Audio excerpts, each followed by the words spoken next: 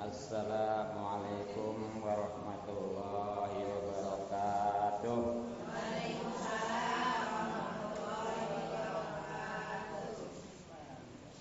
Yang terhormat Ketua sekaligus Pengurus Majelis Taklim serta jajarannya yang mudah-mudahan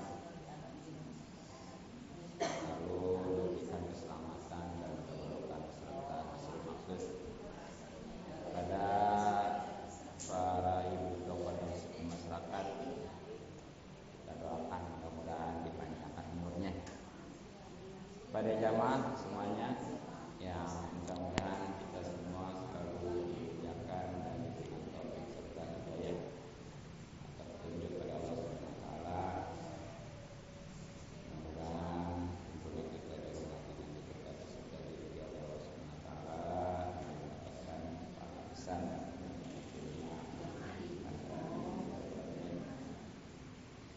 Alhamdulillah, wassalatu wassalamu ala Rasulillah wa ala alihi wasallam. Amma ba'du, mari kembali kita kaji kitab sebagaimana biasanya. Yakni kita sulam topik yang bawah dibuka yang punya bawah ya. Kalau bagusnya pakai kitab. Bahkan ada kalau mau yang gede juga ada yang gede. Jadi takut yang tua makan yang kecil amat ini bisa digedein.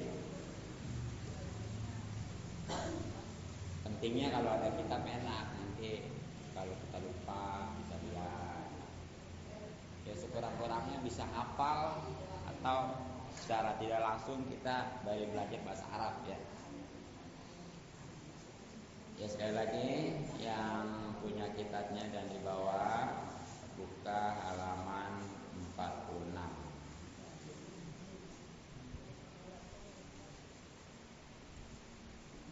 46 baris ketiga dari bawah. Tepatnya di situ munfikon.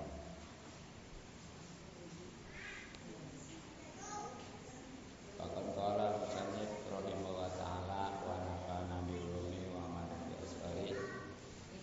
Amin ya rabbal alamin. Bismillahirrahmanirrahim. A'udzu billahi minasy syaithanir rajim. Bismillahirrahmanirrahim. Alhamdulillahi rabbil alamin. Ar-rahmanir rahim. Maliki yaumiddin. Iyyaka na'budu wa iyyaka nasta'in. Ihdinas siratal mustaqim. Siratal ladzina an'amta 'alaihim ghairil maghdubi 'alaihim waladdallin.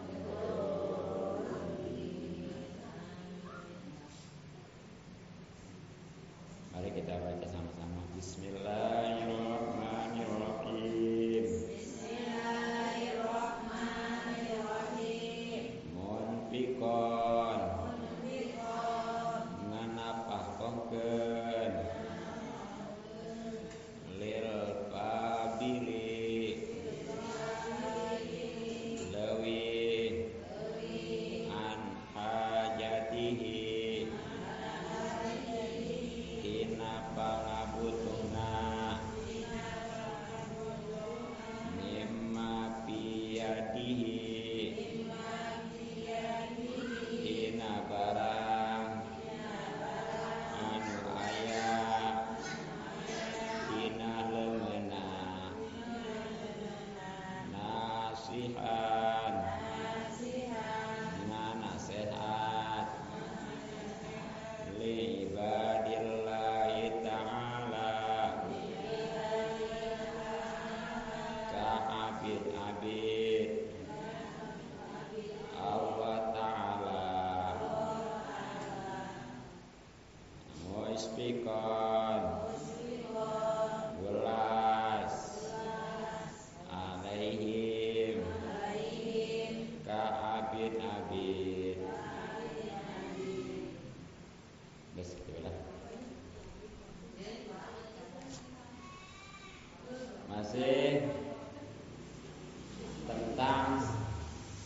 sifat yang terpuji yang berhubungan dengan hati yang harus dimiliki oleh setiap orang Islam, baik laki-laki maupun perempuan.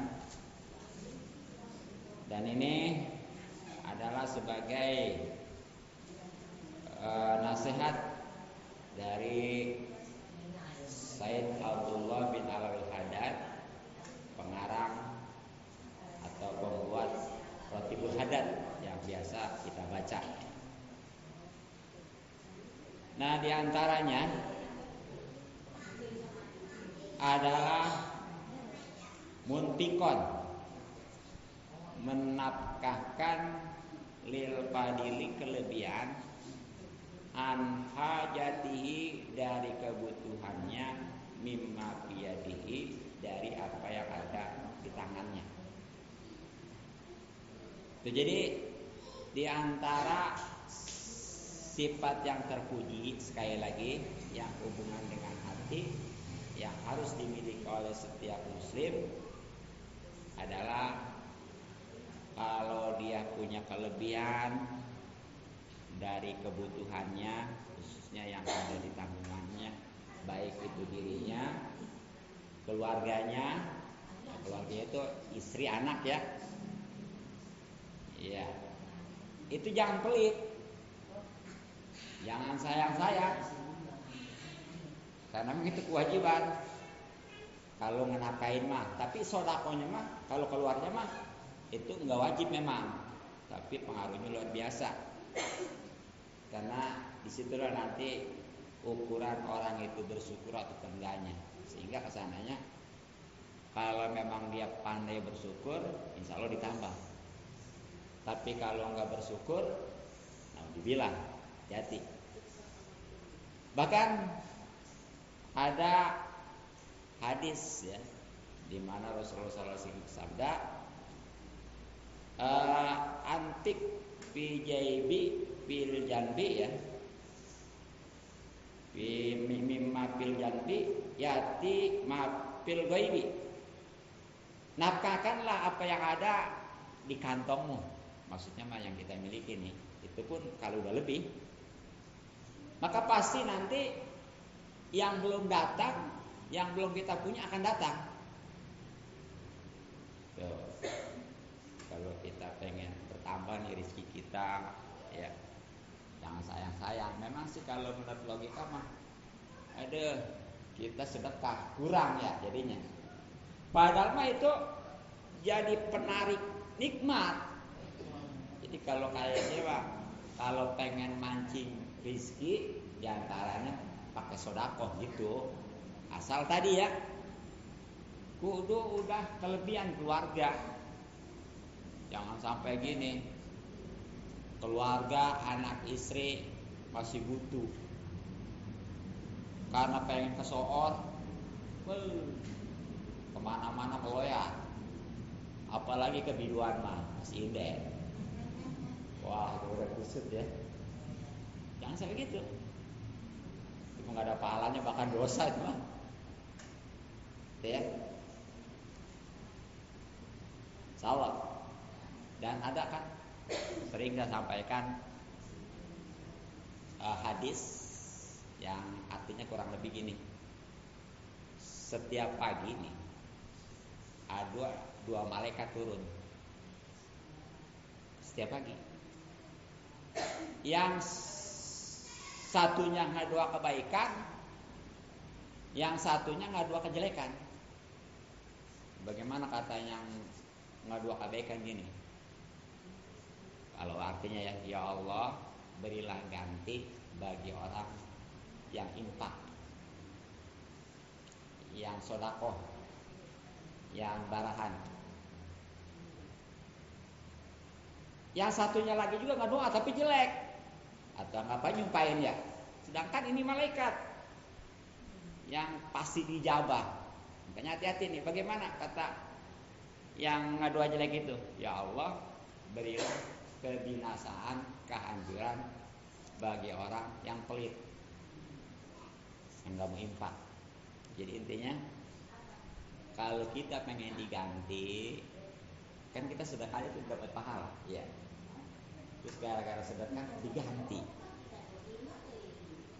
Nah itu jangan pelit-pelit lah ini. Tapi kalau dia pelit, hati-hati, tinggal tunggu aja keanjurannya. Asal tadi jangan karena pengen kesohor, makanya perhatikan dulu keluarga. Jangan kemana-mana loyal, keluarga mah kekurangan gitu ya. Banyaklah masalah ngomong sulako itu, dan nggak ada kayaknya ceritanya orang yang rajin sedekah miskin. Pernah dengar nggak? Dia tadinya nggak kaya itu, sekarang jadi miskin. Kenapa emang? Kebanyakan sedekah. Nggak ada ya? Nggak ada. Justru orang yang banyak sedekah itu masih subur. Dan hati-hati, kalau kita udah dengki, udah hasut, udah benci kepada orang yang ahli sedekah, bukannya dia yang celaka, malah kita. Pokoknya orang yang paling sulit untuk dikalahkan itulah orang yang rajin sedekah. Tuh, makanya nih, kalau kita pengen ngamalin hadis ini tadi, yang setiap pagi kita dapat doa kebaikan supaya diganti, kan sering pernah saya sampaikan ya, di rumah siapin kotak amal. Ada. Iya. Tapi ini mah bukan buat sendiri. Ini mah buat sabilillah ya. Jadi itu kalau mau buat sendiri ya nggak apa-apa, dua gitu ya. Yang satu buat sendiri celengan, yang satu buat sabilillah, buat jalan Allah. Gak usah gede lah. Ya syukur-syukur sih yang bagus mah gede ikhlas ya. Tuh. Nah jadi udah nih, ada di sisa belanja yang paling sore nih. Ada mau 1.000 kayak mau 2.000 kayak. Itu pagi-pagi masukin tuh. Udah dapat doa tuh dari mereka tadi. Jangan pikirin, jangan dia lihat gede kecilnya. Yang penting mah ikhlas dan terus-terusan. Nah nanti kalau udah kumpul mah gampang. Itu mah mau umpamanya seminggu sekali mau dibawa ke masjid kek, mau dibawa ke musola kayak sini ya. Atau kalau seminggu mah katanya masih sedikit.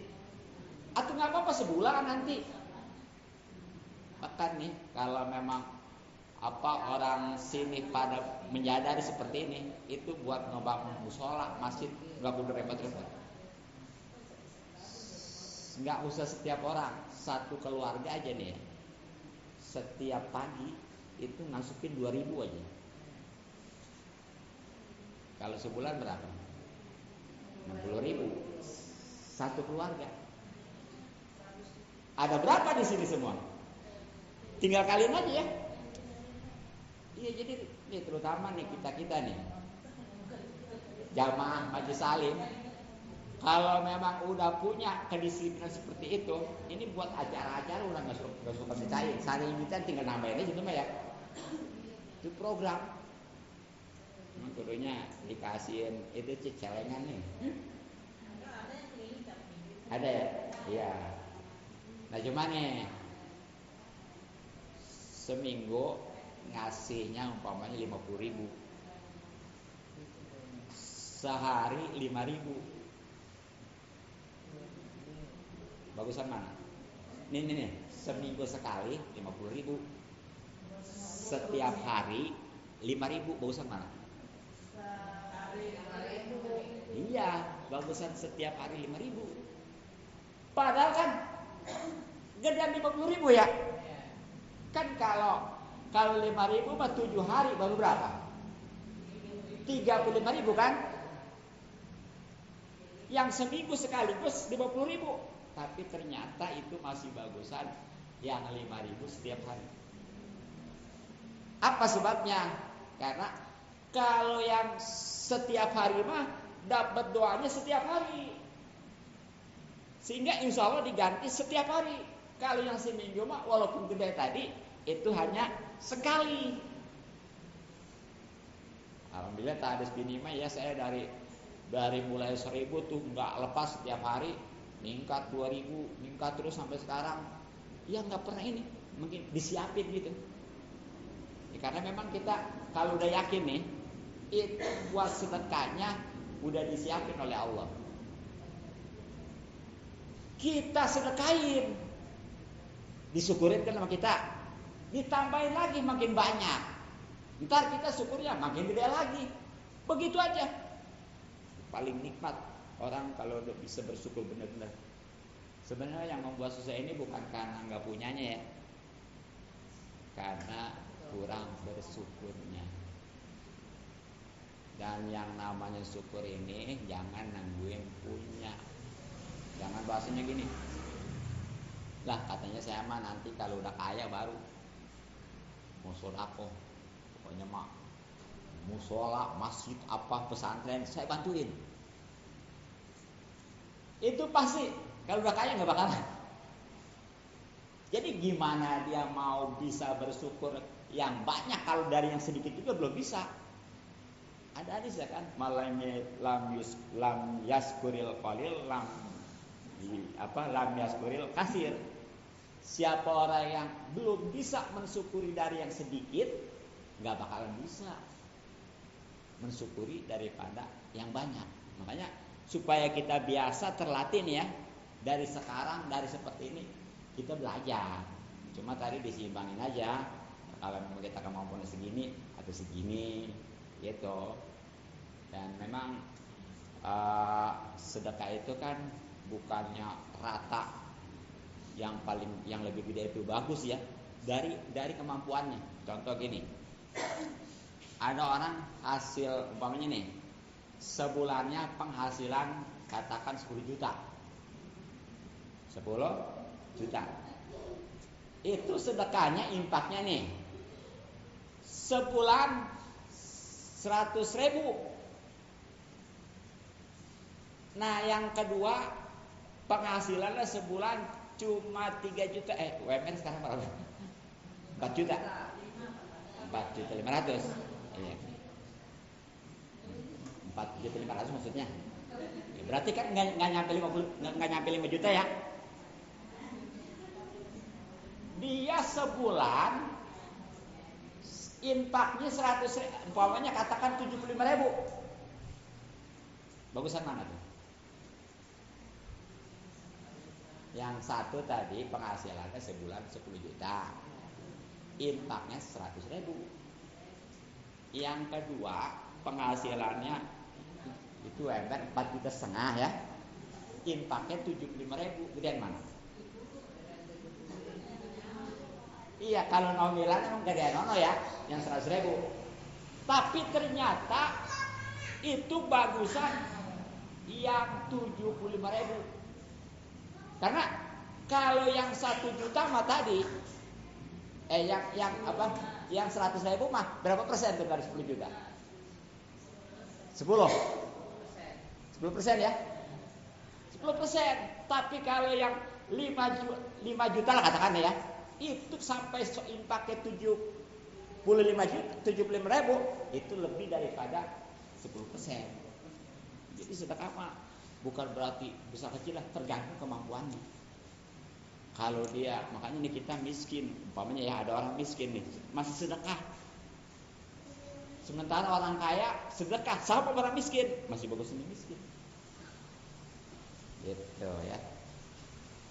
Jadi udah jangan hitung-hitungan, sebab pada dasarnya semua juga dari Allah Subhanahu wa taala. Kan kemarin saya katakan kita terlahir jangankan punya harta ya, selai benang pun enggak membawa. Nah terus nasihan, menasihati lillahi ta'ala atas hamba-hamba Allah ta'ala. Jadi diantara sifat yang terpuji ini yang harus dimiliki orang-orang Islam adalah dia jangan berat-berat, jangan bosan-bosan untuk menasihati sesama muslim seandainya ada kekeliruan, ada kesalahan. Jadi jangan bahasanya, lah yang penting mah saya nggak berbuat gitu ya. Biarin, dia bakal nanti tanggung jawab. Ingat, suatu kemaksiatan, suatu kesesatan, kalau dibiarkan tuh di dalam suatu kampung, itu nanti makin besar, dan setelah besar itu akan mengundang ajab. Kalau sudah terjadi ajab, ini bukan aja kepada pelaku maksiatnya, termasuk tuh tadi yang nggak ngerjain, tapi dia diem aja. Nah, karena ternyata ketika ada kemaksiatan dia diem aja, cuek-cuek aja, yang penting dia nggak ngerjain, bahasanya gitu ya. Itu tanpa dia sadari dia itu udah berdosa. Karena memang pada dasarnya yang namanya nasihat ini hukumnya wajib kifayah memang. Jadi kalau di suatu kampung ya ada yang suka nasihatin gini gitu ya, itu alhamdulillah yang lain nggak dosa. Tapi kalau nggak ada sama sekali yang menasehati, yang ngomong gini gitu ya, itu semuanya dosa. Makanya nih, kalau ada umpamanya orang yang berani setiap ada kemaksiatan dia tegur ya, dia nasihatin, itu jangan dihalang-halangi, jangan malah ya belagu jasa katanya gitu. Jangan, justru kita dukung, bagus itu ada dia. Kalau nggak ada dia, kita dosa semua. Namun kadang-kadang nih kalau kita ngajak sholat mah rada gampang. Maksudnya ngajak doang. Ya ada pun yang sholat enggaknya itu mau udah urusan lain lagi ya. Kita ngajak ngaji gampang sebenarnya mah. Sekali lagi ngajak doang. Masalahnya ngaji enggak mah itu mah terserah dia. Jadi kalau udah ngajak mah setiap kita ngajak sholat, ngajak ngaji itu dapat pahala. Itu dapat pahala deh. Nah dia mau enggaknya itu lain lagi. Bahkan nanti ketika dia mau kita ajak sholat ngaji itu kita dapat bonus pahala lagi. Setiap dia nantinya sholat ngaji kita dapat bagian pahalanya. Tuh. Ngajak mah gampang, nih yang berarti ketika kita ngelarang. Ada orang umpamanya lagi ngomongin orang, ada yang berani ngomong, jangan suka ngomongin orang. Ada nggak? Malah ditambahin kan ya? Iya. Malah ditambahin biar bedok. Ada umpamanya nih di kampung yang judi, jarang yang berani. Jangan judi, berat itu resikonya. Ya katakan nih ya, di sini ada nggak yang namanya apa? Bangke.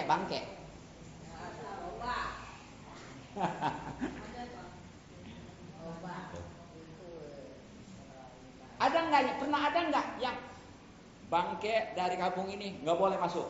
Ada nggak?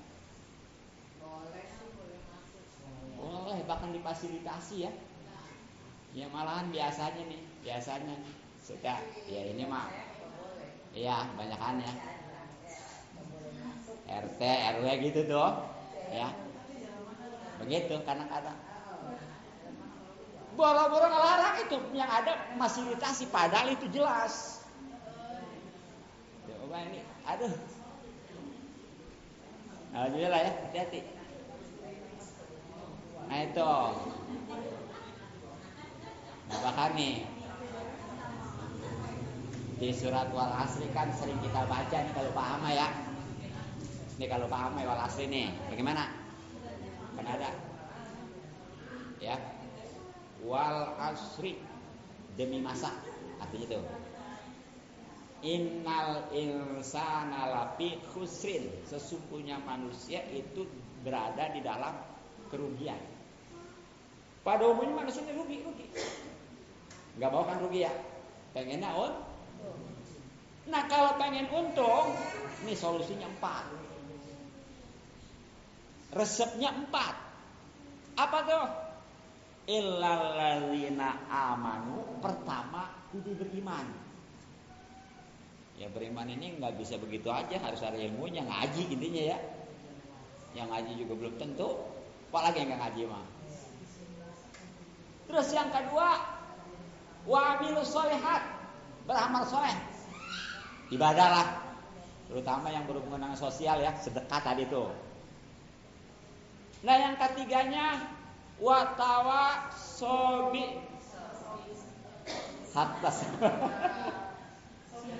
Hak dulu ya. Iya. Saling wasiat, saling nasihati kebenaran. Jadi sebagai bukti daripada dia beriman. Setelah dia beriman ya, dia beramal soleh buat sendiri, kemudian disampaikan kepada sekelilingnya gitu ya. Nah tapi setelah dia berat tantang yang pahit, yang namanya kebaikan kita nyampein ya, makanya ada sampai keterangan, sampaikanlah kebenaran walaupun pahit. Makanya di ujungnya bagaimana? Watawasobil hak, dan saling nasihat, sobisob gitu sih ya, dan menasihati juga dengan sabar. Jadi itu kita setelah udah nasihat ternyata orang baik menyerang gitu ya, baik yang malah menyalahkan, udah kita nasihatin terutama diri kita sendiri ataupun orang-orang lain supaya tahu bahwa memang yang namanya kebaikan itulah suka ada tantangan. Tapi yakin kalau memang kita betul-betul segala diserahkan kepada Allah, itu bakal kita meningkat naik derajat nanti insya Allah. Nah, mungkin itu ya untuk kajian kitab Sulamul Taufik. Selanjutnya ada waktu sedikit karena besok nih udah memasuki bulan Zulhijjah ya. Ya bahkan ntar malam. Ya udah, masalah korban makan udah disampaikan dulu ya, bahkan masih lama. Kenapa? Iya nggak apa-apa dah ya. Iya, memang dari hasil ru'yat semalam hari Minggu itu nggak dapet ya. Kan waktu itu sidang isbat waktu hari Sabtu tuh. Iya, karena nggak semalam ya, karena nggak dapet berarti disempurnain tuh. Ya berarti besok nanya gitu. Nah untuk amalannya nih ya, amalannya kalau yang masih punya lembaran tuh yang 5 baris itu kemarin bukan udah punya ya, yang 5 baris kemarin bukan dikasih, kemarin ngasih lembaran nggak? Yang ini nih, bukan di sini ya? Hah? Yang punya, kalau yang belum nih masih ada nih, yang kayak gini nih. Ini dibacanya nyampe tanggal 10 mulai ntar malam. Sekurang-kurangnya ya sebenarnya mah sekali juga udah bagus. Yang bagusnya masuk sampai 1000 kali. Waduh, katanya 1000 kali. 100 dah. 100 juga enggak? 10. Nah ini keuntungannya nih. 1, salah ya. Bisa membuat doa kita dijabah. Pasti semuanya pengen kan kalau udah ijabah ya dikabul.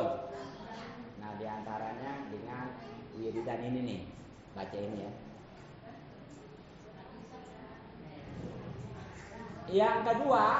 Yang kedua nih, nanti kan di akhirat amal kita ditimbang. Kalau beratan kebagusan berarti lulus masuk surga. Kalau beratan kejelekan, artinya dulu ya dibersihin. Nah diantaranya nih, kalau pengen berat timbangan kebaikan kita, dibaca ini nih. Walaupun dibaca sekali, bobotnya lebih berat daripada 7 lapis langit dan 7 lapis bumi. Ini kira-kira 7 lapis langit sama 7 lapis bumi berat nggak? Atau boro-boro sampai 7 lapis ya? Atau ngitung tanah aja tanah, sembako juga udah berat. Iya, apalagi sampai 7 lapis ditambah lagi sampai langit ini ya. Ini nanti baca sekali itu yang di akhirat nanti bisa lebih berat daripada 7 lapis langit dan 7 lapis bumi. Makanya yang lewat nanti menyangkut tanggal 10 loh. Dan yang ketiganya nih ya, sebagaimana pengikut Nabi Isa pernah nanya tentang keuntungan baca doa ini. Nabi kata Nabi Isa, nggak ada yang bisa tahu kecuali Allah karena saking besarnya. Nah itu, ingetin. Di situ judulnya wirid Nabi Musa dan Nabi Isa alaihissalam yang diberikan langsung oleh Allah Subhanahu Wa Taala, baik dibaca pada 10 awal bulan Dzulhijjah. Cuma nyampe tanggal 10 aja ya. Hah? Ntar malam boleh mulain. Itu boleh malam, boleh siang. Siangnya boleh pagi, boleh sore ya. Boleh siang. Iya, ntar boleh. Nah cara bacanya boleh umpamanya nomor 1 10 balik, ntar nomor 2 10 balik gitu ya. Boleh juga sekaligusin. Nomor 1 sampai 5, ntar baru dibalikin lagi gitu ya. Ya pokoknya sekurang-kurangnya sekali, jangan lewatkan. Iya. Iya gitu aja. Pokoknya sekurang-kurangnya sekali, jangan lewatkan. Yang bagus sih setiap waktu sholat sekali ya. Atau sekali bagusan gitu ya. Itu. Nah terus yang kedua, amalan bulan Dzulhijjah nih. Apa? Nah, kalau memang mau, bukan nggak kuat. Kalau kuat Pak, kemarin aja sebulan kita kuat ya. Nih, puasanya kalau mau 9 hari. Mulai besok nyampe tanggal 9 yang disebut hari Arafah. Ya. Nah, kalau enggak mau 9 hari, 3 hari dah. Nah, kalau 3 hari gini gitunya. Tanggal 1 biasa bonus. Ya, biar bagus di awalnya ya. Ntar duanya tanggal 8 sama tanggal 9. Iya. Katanya ke apa namanya 3 hari gimana jam apa hari kerja lagi ya. Udah 2 hari. Nah kalau 2 hari itu hari Tarwiyah sama hari Arafah, tanggal 8 sama tanggal 9. Nah, gimana nih 2 hari juga? Iya. Sehari wayangnya ya. Sehari hari Arafah. Tanggal 9. Ini jangan. Ini makanya gak lebaran haji, yang puasa juga buat orang haji. Justru orang haji mah nggak dianjurin puasa di sono, sedang repotnya. Orang haji mah nih sholat itu juga kagak di sono. Orang sono sibuk nggak balam. Tuh ya. Gak ingat sono mah tuh, ibu haji itu katanya. Yo, jadi ini mah justru buat kita nih. Nah, keuntungannya nih ya. Puasa hari Arafah khususnya nih, ini bisa ngapusin dosa 2 tahun. Setahun yang lalu dan setahun yang akan datang. Kalau setiap tahun kita setiap tahun puasa nih, berarti setiap tahun kita udah punya simpanan garansi penghapus dosa. Yang kedua ini ternyata secara umum nih ya, baik itu dari tanggal 1 sampai 9 ataupun umpamanya tadi cuma 3 hari doang, itu insya Allah 1 harinya seperti puasa setahun. Boro-boro kita puasa setahun ya.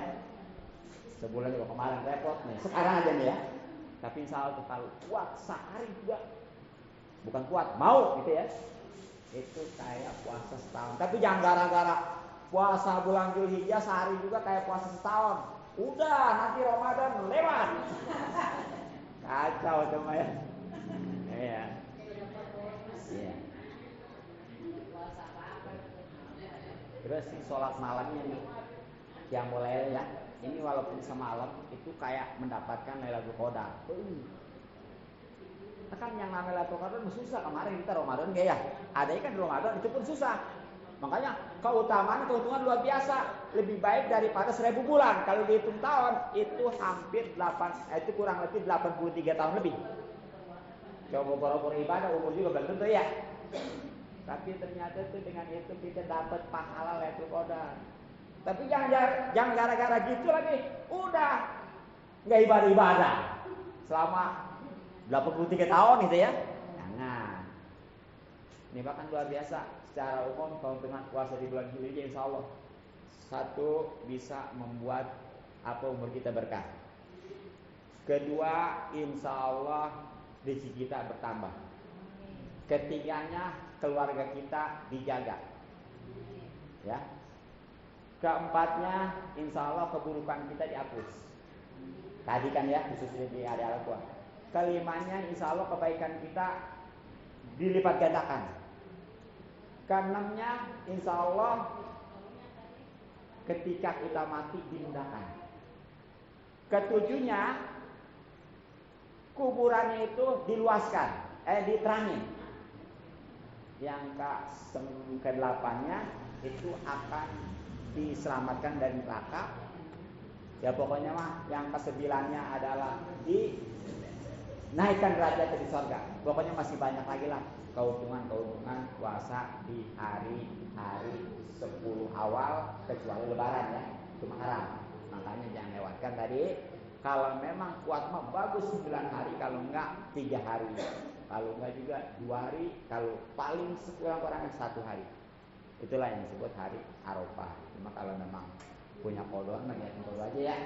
Insya Allah keuntungan puasa bulan Dzulhijjah dapat.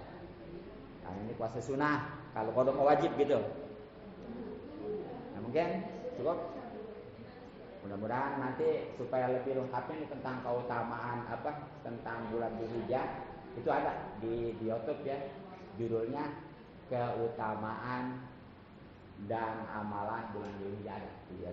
Pokoknya asal buka YouTube, ketik tek keutamaan dan keutamaan dan amalan bulan Dzulhijjah. Nanti bisa jadi satu ya. Kayaknya udah nyimak ya.